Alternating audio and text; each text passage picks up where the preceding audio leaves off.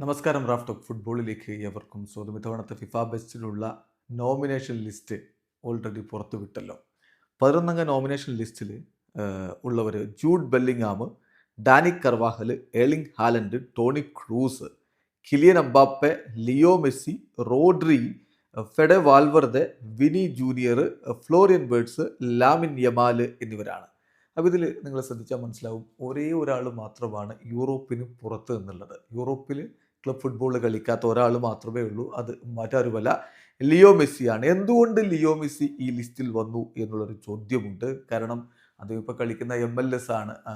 അതുമാത്രമല്ല, ഇപ്പം കോപ്പ അമേരിക്കയിൽ വിജയിച്ചെങ്കിലും അതിനിടയ്ക്ക് അദ്ദേഹത്തിന് പരിക്ക് പറ്റി, മത്സരങ്ങൾ നഷ്ടമായിട്ടുണ്ടായിരുന്നു. ഇങ്ങനെയൊക്കെയുള്ള ഒരു സാഹചര്യത്തിൽ മെസ്സി എങ്ങനെ ഫിഫ ബെസ്റ്റിന് ഇത്തവണയും ലിസ്റ്റിൽ വന്നു എന്നുള്ളത് പലർക്കും ഒരു ചോദ്യമായിരിക്കും. എന്നാൽ ഫിഫ ഓരോ താരങ്ങളുടെയും നോമിനേഷനുമായി ബന്ധപ്പെട്ട് ഒരു ഡീറ്റെയിൽസ് കൊടുത്തിട്ടുണ്ട്. അതിൽ മെസ്സിയെക്കുറിച്ച് എന്താണ് പറഞ്ഞിരിക്കുന്നത് നോക്കാം. എന്തുകൊണ്ട് മെസ്സി എന്നുള്ളൊരു വിശദീകരണമായിട്ട് അത് എടുക്കാവുന്നതാണ്. അതിൽ പറയുന്നത് 37 വയസ്സായെങ്കിലും മെസ്സി ഇപ്പോഴും അദ്ദേഹത്തിൻ്റെ ഹ്യൂജ് ഇൻഫ്ലുവൻസ് തുടരുകയാണ്. ഇന്റർ മയാമിയിലും അർജന്റീൻ ദേശീയ ടീമിലും അദ്ദേഹത്തിൻ്റെ ഹ്യൂജ് ഇൻഫ്ലുവൻസ് അദ്ദേഹം തുടരുകയാണ്. അദ്ദേഹത്തിൻ്റെ ഇൻസ്പിറേഷണൽ പെർഫോമൻസ് ക്ലബിനെ 2023 ലീഗ്സ് കപ്പ് വിജയത്തിലേക്ക് നയിച്ചു എന്ന് മാത്രമല്ല, 2024 സപ്പോർട്ടേഴ്സ് ഷീൽഡ് നേടാനും സഹായിക്കുകയുണ്ടായി.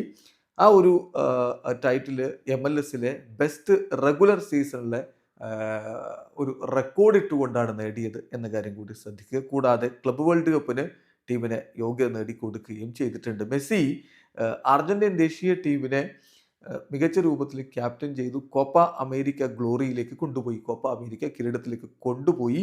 ആ ഒരു year CONMEBOL FIFA world cup ക്വാളിഫയറിലെ ലീഡിംഗ് സ്കോററായിട്ടാണ് അദ്ദേഹം അവസാനിപ്പിച്ചിരിക്കുന്നത്. 6 ഗോളുകൾ കോൺമെബോൾ വേൾഡ് കപ്പ് ക്വാളിഫയറിൽ അദ്ദേഹം നേടിയിട്ടുമുണ്ട്.